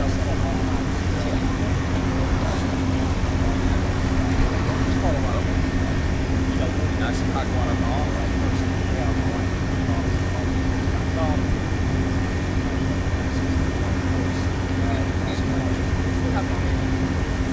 Games open at 11 o'clock today. The game starts at 1 p.m. And of course, the halftime entertainment groundbreaking ceremony at South End Zone Project. Freshman, Just looking for tickets.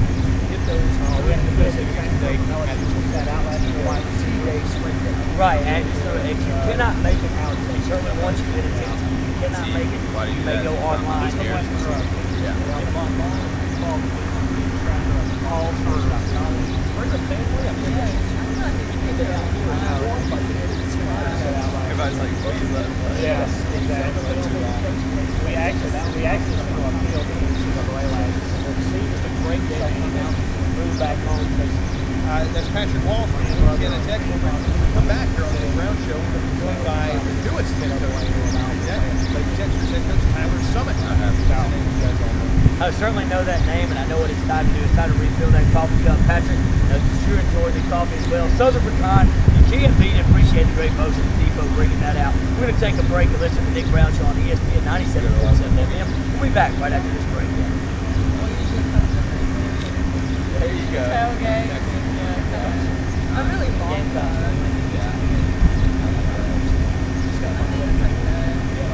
Well, hey, just a couple more. Hey, Yeah. even off-season play, weeks longer. We went too. Oh, okay. I mean, I know it's going to be a 3 or 4 suspension. Gotcha. I don't understand how Margaret. he said, They don't win. No, they do win. They do win. They just Well, don't he win. wins his division because his division's weak. They don't win the SEC. They don't. They always got teams in trouble, and yet everybody goes, Mark Rick, one of the best guys in the country. And I don't disagree with you. I don't understand why it's passed. It's the West. I mean, it's easy. So he's still going to be a senior. Graduated with he's still a senior. I think he's really good. blind side except to the coaching office? He's from And I enjoy it, but I respect the hell out of it. What he's saying there.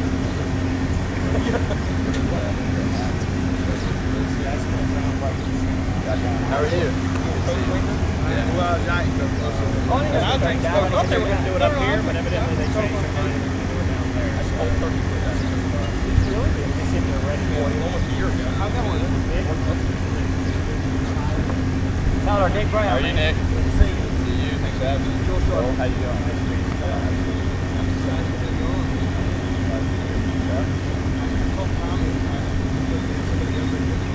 I know exactly. And then he switched our spots so to make it look better when he comes on.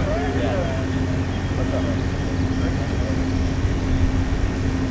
Got a couple minutes here. Come on over here. Get I'll do my best.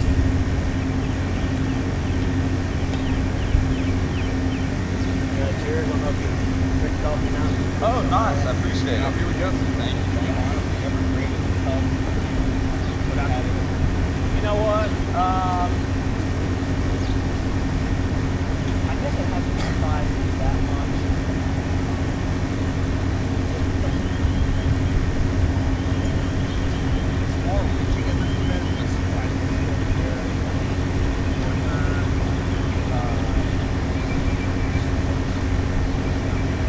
Welcome back to the Nick Brown Show. I want to tell you about Dubach Air and Heat. That's Jay and Melanie Martin. You need to give them a call. They're the official air and heat of the Nick Brown Show. The great thing, it was a rough week in the Brown household last week. The dryer went out, the washing went out, and the air conditioning went out.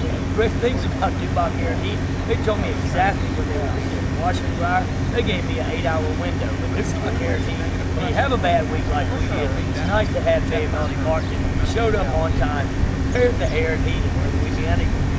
Air heat probably on opposite days, so they made it out. So let's do back here. The official I don't buy that. Brown Show. Now I've been around too much. Brown Show. That's Tyler Summit. The newest hire, Tommy McClellan, everyone's made an issue about the age. I was going to tell you not to do that, but Tyler, welcome to the Nick Brown Show. And welcome to the Nick, Joel, thanks for having me. I'm happy to be here. Well, you know, it's amazing because you talk about that, but all the pictures that you've seen following women's college basketball, the Final Four when it was in Knoxville several years ago when actually my alma mater Auburn played, made the trip out to Knoxville. So it's kind of unique to see you here because I've seen you for pictures and photographs and making trips to Knoxville to see the Lady Vols play. And you've always been a part of that, so it's like, to me, I still see you cutting down the net. Absolutely. No, I'm just blessed to have the background that I had and all the mentors that I had. And the great thing is that all of them have called me and said they're going to come to Louisiana Tech watch the game, so we'll be happy to have them here. You know, and one thing, and everyone's made it, you know, you talked about the age and being so young. I think that also can be an advantage because you relate more to players. I mean, you're closer to their age. I mean, it's different from having, you know, you could say, well, you got a grandpa out there and you can't relate to players. So I think I turn around and use the age as certainly as an advantage. Absolutely, and I think, you know, with the age, with all the critics, there's always going to be a critic. It doesn't matter if I'm 60 years old, 23 years old, whatever it may be.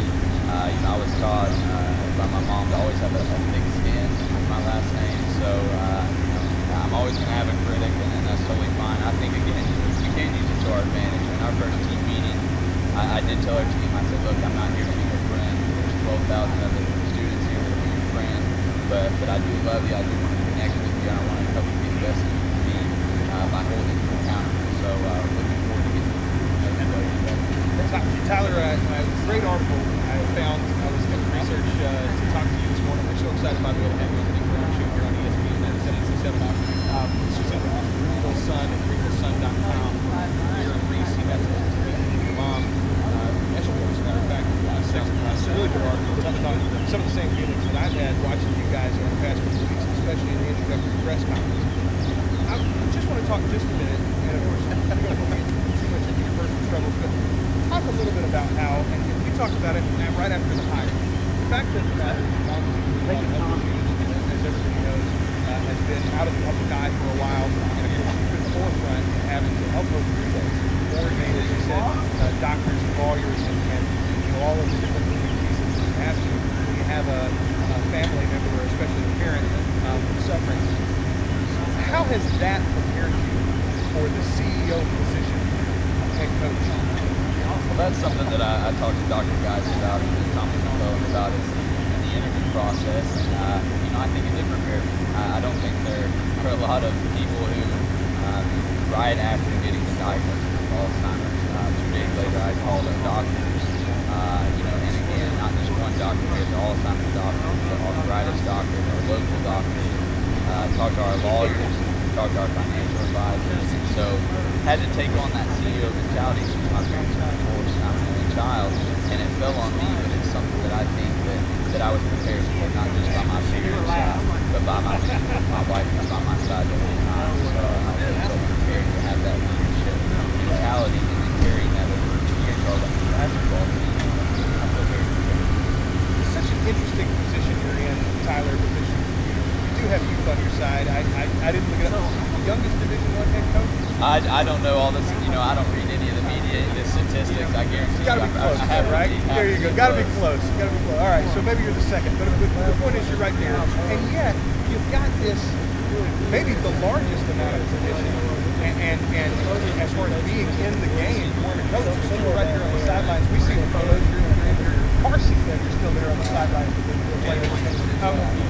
What is it like having both the young eyes, and yet you've got a long view of the game of basketball, and in particular, the program here in Louisiana? Well, I think growing up behind the scene, I was very blessed, and I think that my wife and I look at it as God's plan, bringing us here to Louisiana Tech, because their tradition was so simple, and I think I can appreciate the 3 national championships, the 13 Final Fours, the 21 WNBA players. And I mean, you look at the statistics right now, Tennessee is number 1 for the winningest program in the nation for Louisiana Tech. A win percentage, Tennessee is number 1, Louisiana Tech is number 2. So, talking to Leon for about 45 minutes, we can have going X's and O's. We were talking about all the similarities with what I grew up with, his system here, and so it really is exciting. One thing I talk about, a lot of respect for your mom, because at a time when, as you can tell, there's a difference, obviously, your AQs and then majors. Yeah. At a time when she did not have to bring training balls to Ruston to play, because college basketball, women's college basketball, really college athletics in general, we're going in a different direction. She still took time out. She knew this was going to be a tough game. It was going to be a tough place to play. It was going to be a packed house. She didn't have to do that, but still brought the late balls to Ruston to play. And really a lot of respect for that. And then, just doing reading, had a grandmother who had Alzheimer's, but now you look, 2 of the greatest coaches, arguably, Steve Smith on the inside, and your mom, just the parallels between that and the strokes that they're both having now. It's just really ironic to see that. Great star basketball minds and now about It is, and we've done a lot of research into Alzheimer's and Hollywood, and there's a lot of research still being done. We best we can with the Summit Foundation, but I think her coming here, it was all about such best with the young ladies on the board, and I think that's a big picture mentality that I've learned to take. At the end of the day, if I don't win, sure, I'm getting fired. But hey, it's not about the win. It's not about the win at the end of the day. At the end of the day, it's about the game of women's basketball, the young student athletes, helping them get the best they can see. It's all about this. I want to ask you about when you were a assistant at University of Tennessee. I know you worked with the baseball program, also spent some time as a walk-on on the men's team. What was your motivation there to describe that experience? Well, I grew up ever since I was a boy in Lady Ballsburg. When I was in high school, I started having a filing system on my computer, so I started taking notes on every 2007 national championship, 2008 national championship. My mom had notes on that, and after a while, I felt like I really had to do a graph.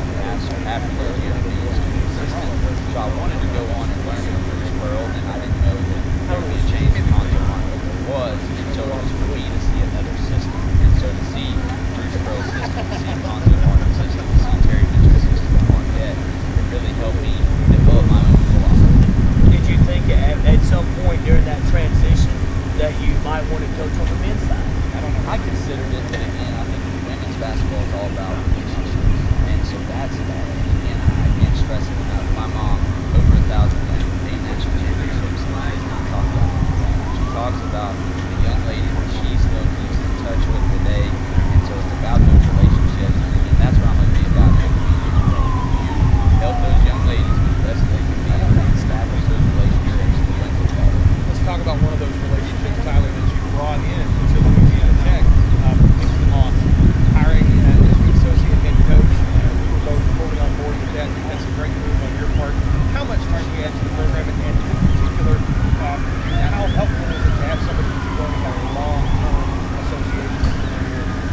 not many people know this, but Queen was on the team when I was born.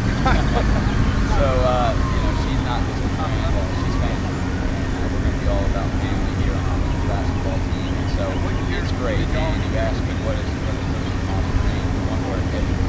And I'm going to turn her loose whatever she wants to do.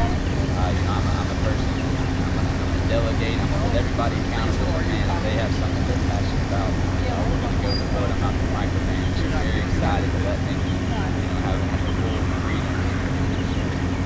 The women's game has changed so much since it was just Tennessee's and Louisiana Tech's of the world that seems to care. There's a lot of money in the sport. There's a lot of attention in the sport. The conferences have all got their big guns focused on it now too.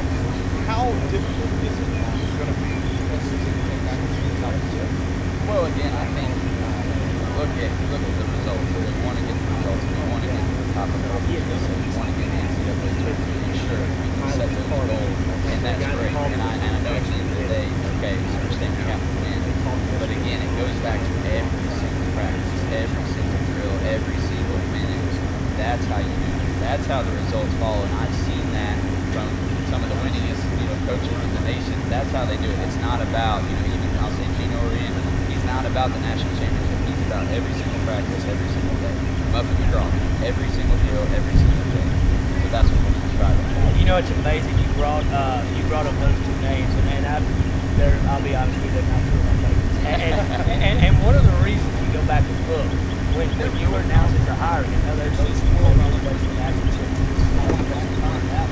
but they were almost like Gino said, I don't think I could handle it in 23 years later. I like to drive a truck or something. And then you said you don't pay attention to that, but you really can, because there's going to be naysayers everywhere, and you can't focus on that. Absolutely no, and there's always going to be a critic, and that's something that I learned. It's a mental toughness philosophy to focus on what you can control. What I can control is right here at Louisiana Tech. I'm so excited to be here, and right now it's all about the people. So making sure we get our roster filled out, making sure our staff is filled out, making sure with recruiting and our current student athletes we figure that out, and also connecting with the fans, connecting with the former players. Very excited to do that. Well, let's talk about scheduling. I know a lot of your mom's former players are in the coaching profession. Look out and reach out and that aspect up. Maybe you got your Conference USA games that you have to play, but have you thought about the added conference games that you might play?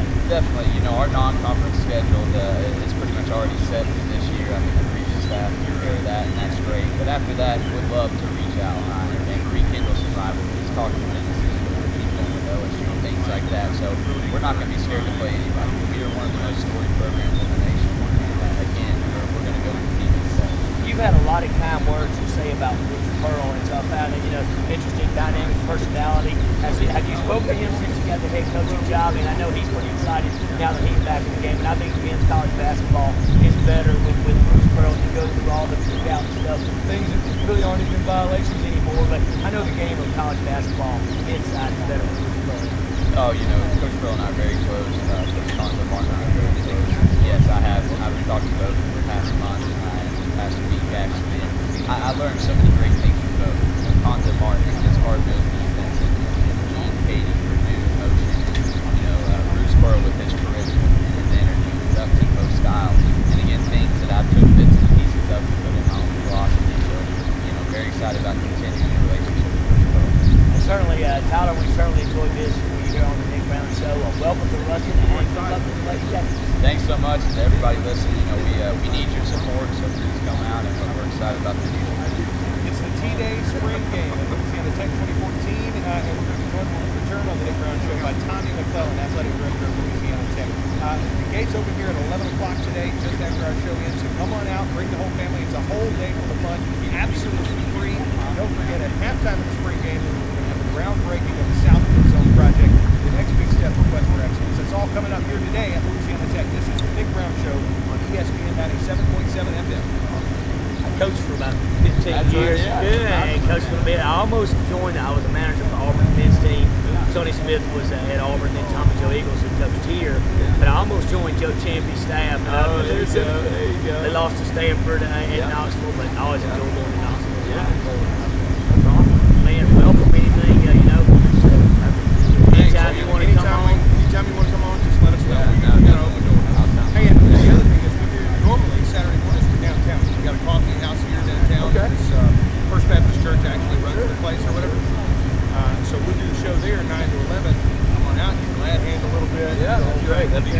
Yeah, Malcolm set it up.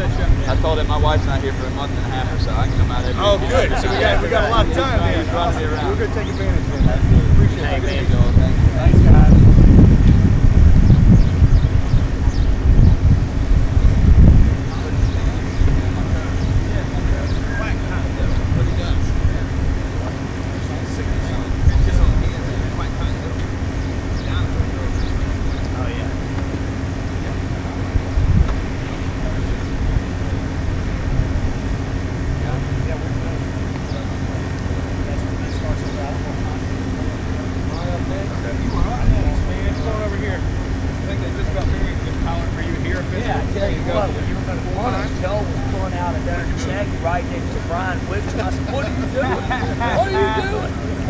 Don't you believe it, Tommy? I said Tommy will be by. Okay. Don't you believe it?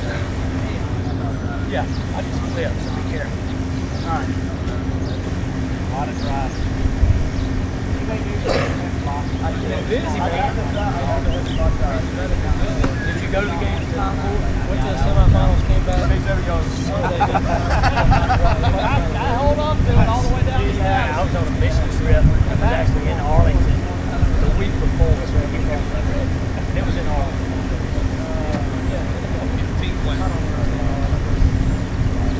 You wonder, what is this? Wait till the end. Let's see. What? But I mean,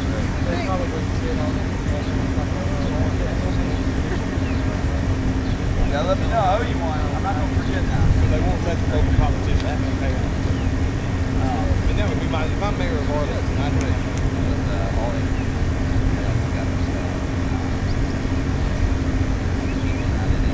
Is that the new guy? Saturday. Something here from over here.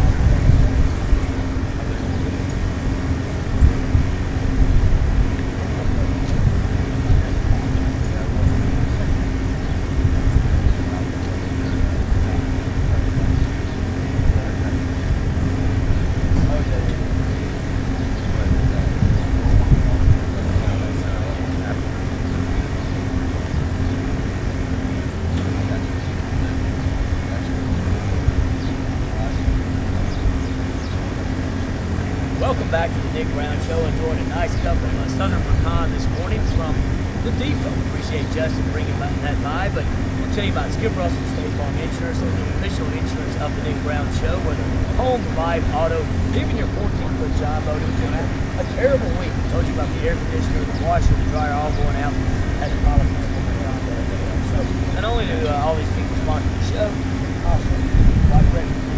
But now glad to have joined us Tommy McClellan.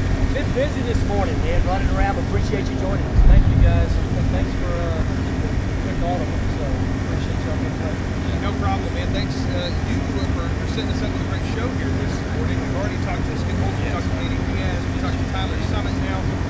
Mike White out with some recruits here. We didn't have a chance to see from him. But now got Tommy McClellan, the first-year athletic director of Louisiana Tech. Tommy, it's been a heck of a busy first year for you, man. You know, when you first came in, Nick and I, one of the first things that we talked to you, what's the date, Tommy? Everybody knows the thing that's on your plate, the first thing when you walk in the door is Quest for Excellence. How soon are we going to get that info out? You didn't disappoint, man. Here we are, spring game 2014. Halftime today, we're going to break rank. How excited are you? Well, it's a tremendous day for our university. And, although that's been in front of mine since August, or really I guess July when the first time we started August. I mean, this day doesn't happen without Tommy. This is, you've got strong leadership and a president who's going to make this people make these things happen. It doesn't happen without And certainly, you're exactly right, and it's good to see that the progress has been made, and all of the challenges that come with it, with the athletic director job. Now, from my standpoint, I get to see the fact that you get to go to the Final Four. Here's the, I'd love to be the athletic director because you've got tickets every year, but then you don't see just the day-to-day operation grind. What really went into making this happen? How tough was it to get this day to have those shelters in front of you? There's things that there were so many challenges, and I'll tell you again, you got to have great leadership, the president, and good vision. But the donors, I'm humbled by the generosity I've had here. they're buying into what we're trying to sell. And we had major gifts in the fall that came up that allowed us to have the announcement in October, and then we had another gift that came in January. And then quite frankly, the bids were just out back in. They were just texting out what's up the top of the stairs. We had another generous gift right there at the end. Okay. We got some plans right opportunities in this facility that would help us furnish it and help us finish it out and those type of things. But if it wasn't for the great support of our donors to step up and say, no, we're not going to let this thing go any longer. We don't need to make it happen. I don't know where we would be today. I mean, today is a day of generosity and leadership. That's what today is. 302 play seats available in this space that are up for sale now. People will be putting their names in the hat for that 2015 season. This building is going to be ready and operational well into the creek don't rise August 15, right? How important is it, Tommy, to have that new revenue base? You wouldn't think 302 seats would make that much difference, but just that one more option for people to buy into your program. How important is that for you as an athlete? Well, it does so many things for us. Obviously, the direct support financially, the year in, year out annual support, but also, it should be a classy room at club level that the community can rent out and our students will have access to. That not only is another revenue source, but it exposes people to our campus and our athletic campus. It just builds more excitement. The other thing that it does is it in some ways will change the seating within our facility for the first time in a long time. And what I mean by that is right now the most premium seat that you can buy is either the box seats, the reserved chair backs, or in the sky box. Well, now all of a sudden you have a new standard of what is the top level, and then everything else can shuffle. There'll be people that are sitting in the box seats that want to move up here. Well, that's going to open up seats there, which again, they want to be maintenance there, the ability to keep those prices created for them. And you get more people involved. What you want is more people seeing the Bulldogs play on Saturday afternoons. And certainly, and the one question I have, I look over the schedule, you and I have talked about the schedule before, and you look at, will this revenue stream get to the point where the coaches on Saturday, you're looking at it only one of the two really money games. I know where athletic departments are now, you have to have some of those to further all the athletic programs within your program, but this year the Bulldogs traveling to Norman, Oklahoma and to Auburn, two very tough games. But with the new revenue stream, is it possible to get that down maybe just to one money game? Sure. Well, I mean, number one, those things aren't necessarily connected. Okay, and so obviously it's money coming into the department, but you can easily try to boil everything down within our budget and make it about that issue and this issue and see if they connect. At the end of the day, the scheduling is more about a philosophy, not about. It is about cash flow, but it's about understanding of what our philosophy is. Now, how we address that philosophy financially, because obviously the two money games bring in part of the revenue. Whether that's with this stream of money or another stream of money or reshifting somewhere else, we have to. It's more important that we address that through philosophy. And I'm pointing, and no one else can see. I'm pointing to the schedule. Because they can't actually, they can't see. Yeah. Okay. Well, hey, how y'all doing? It is important that we address the schedule with our philosophy, and not. We make it about money, then we get back to what it is now, which is about money. That's not a philosophy. That's money. So we've got to kind of get ourselves out of that. But as in anything, it's like being addicted to something. It's not gonna happen overnight. You have to come up with a plan to strategically figure out ways to wean yourself off of that, separate. So it's not gonna happen overnight. Let's switch to the sports for just a minute and talk about one of the guys that didn't make it on the show this morning, Mike White. Big announcements over the past couple of weeks, of course. The first one being the hiring of Tyler Summit as your new Lady Texas head coach. And we just talked to him, great hire there. But the extension for Mike White, big contract. Talk about how important it was to square that away for the university to make a commitment to Mike, for Mike to make a commitment to the university. I think it's important that people understand the back end of what you said. At the end of the day, we obviously have, let's say we have money, we extended them out. Make no mistake about it. There are other opportunities out there that are collectively more. So I want to focus on Mike's position. we're doing what we can. It's a gesture. We want to make sure that he understands what we want to do. But Michael, I think that's what I've discovered. For my recent season and in the last 3-4 weeks is that we wanted to make it easy for him to make that decision. But yes, we're so excited. We've had donors and alumni that have stepped up and said, hey, what do I need to do to help you? And so we put together a package to make sure that he feels that he's being taken care of. And quite frankly, what people don't know is that, it wasn't, matter of fact, only a small percentage of anything was about him. Everything else was about how we can help the program.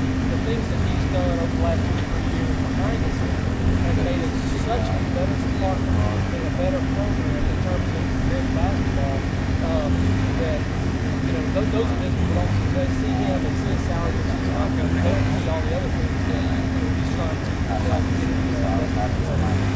Of course, another big addition to that basketball program, Studio Award that you got in the Thomas Assembly Center, that was a new addition this year as well. The Paul Millsap vision, a huge addition to the atmosphere there, the game day atmosphere especially. What's the next step for the basketball program? What's the next going to be? I will tell you what he and I have already spoken about. Popcorn. There you go.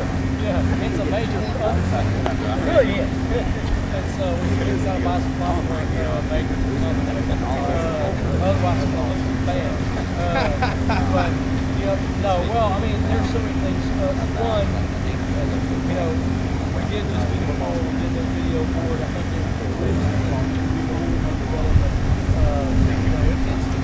that is not as much for a building that's 30 years old. It is in phenomenal shape. Coach Steele has stepped up all those years and made it very well. So there's not a lot of overall experience. We've got to spend our time like this. Like we talked about the Davis groundbreakers as well, because we've got to make maybe strides in this area and maybe some other areas. But the Thomas Assembly Center is in great shape. The video board has changed things and just really enhanced our game day. Now, one thing I want to ask you about the great things that the Bulldogs have and a good NIT. We obviously just watched March Madness NCAA tournament, and I talked about this earlier today.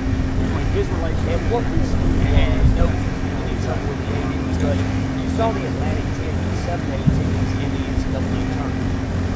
Is there more that the conference can do? Because you got teams like Southern Miss, you have teams like Tulsa, like Louisiana Tech, from that Green Basin, doing everything they can do. And you're looking at a 1-bid league. At what point you say, we're more than a 1-bid league. We've got to do a better job. Not from the university, because you guys are doing everything you can do. Promote the programs, put them in a top-notch facility, top-notch facility you talk about. It's a game day experience. People want to come to. At what point do you say, what, we need some help out of the conference? Is that something realistic or not? Well, I think, people, whether you want to blame the conference officers, I think it's a terrible choice. Because, I think at the end of the day, you have to be focused on yourself. Now, hey, I would love more promotion. I know at the end of the day, you got to do the best. You got to these kind of conversations that move our point forward. A bunch of that are league and done, and then complain why they keep getting in. But they were specifically told, do not play non-counters, not D1. And so, we've got to make sure that we have a reason out there, whether that is a league off the road, something like that. I look at whether it's a lesson or 18 or disrespect of the very best player. They go to the side of the and to some degree, whether we're still kind of in a hungover state with Memphis being in our league, where we really were just, hey, let's just ride this dog as long as we'll go. Let's ride Memphis. They're gone. Okay, and so now we've got more parity in our league and more opportunities for 2 or 3 points to have opportunities. I mean, if you're in just respecting area, like first thing that doesn't have to be on something that didn't happen. I mean, so I do think that it comes I want our fans to know we are doing, Mike and I are talking about what we do. We're having conversations with not only our rep for Conference USA, but other selection committee members on what was discussed in the room, what are we missing? What do we need to do other than win your game? What is it that we're missing? So making sure that we can accommodate those things. But I know that our league office will do whatever we need to do to See if they got promote gas. the We can just bring future gas. conference. Y'all are off. All right, we're off. We're off. Ran out of Generator died. Ran out of gas. Hold that thought. Yeah. The worst part is, Joel, here we're over here going, that thing sounds bad. That's what we were saying. That's what We can't hear it. We can't hear it. Yeah, it's just in here. But I didn't want to. I'm just not smart enough to realize it was run out of gas. Well, they told us last year, you know, I'm not going to say some of this was told specifically, do not play like that. Hey, text Tabor or call him. Yeah, I'll text him. Text Tabor and tell him what happened so he didn't play the outro.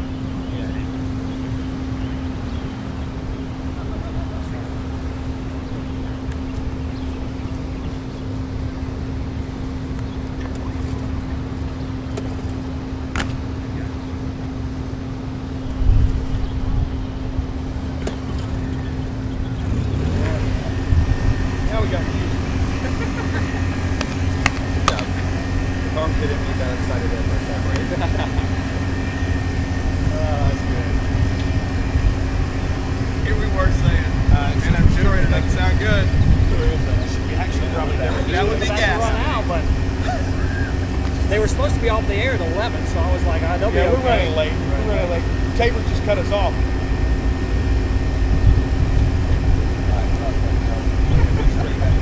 Hey, Ross.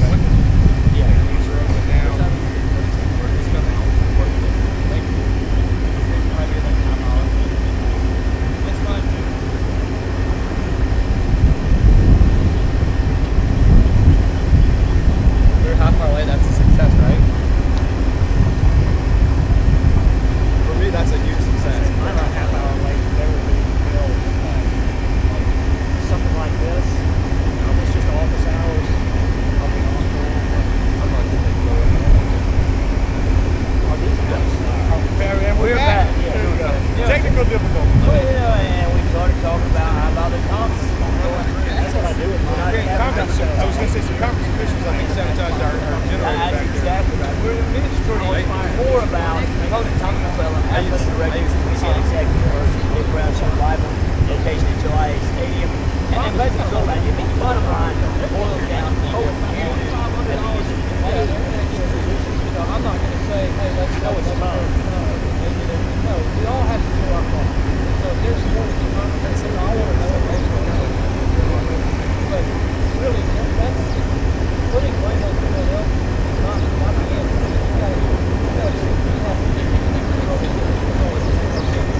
That's really Great stuff there this morning from Tommy McClellan. Thanks so much to all of our guests. Patrick Walsh, thanks to Malcolm Butler for putting together. Thanks to Tommy McClellan, to Skip Holtz, to Danny Nunez, to Tyler Summit, and Mike White for trying to make some time for us, even though he had some recruits to do this morning. It's the T-Day spring game, guys. 2014 happening today at Louisiana Tech. Games are open right now. Come on out. It's free events all day long for the whole family. Lots of fun. They've got face painting for the kids. They've got the bouncy houses, and then of course a couple of football along with groundbreaking cameras. Certainly an exciting day in Louisiana Tech athletics. Appreciate it. And Tommy, thanks for stopping by as always. And certainly appreciate you guys for listening to the Nick Brown Show. And guys, until next week, as always, keep the coffee warm.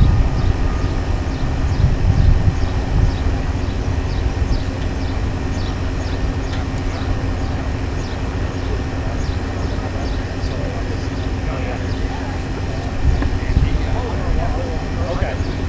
That'll be perfect. You weren't going to go. I was going to go with you, but if you're going together,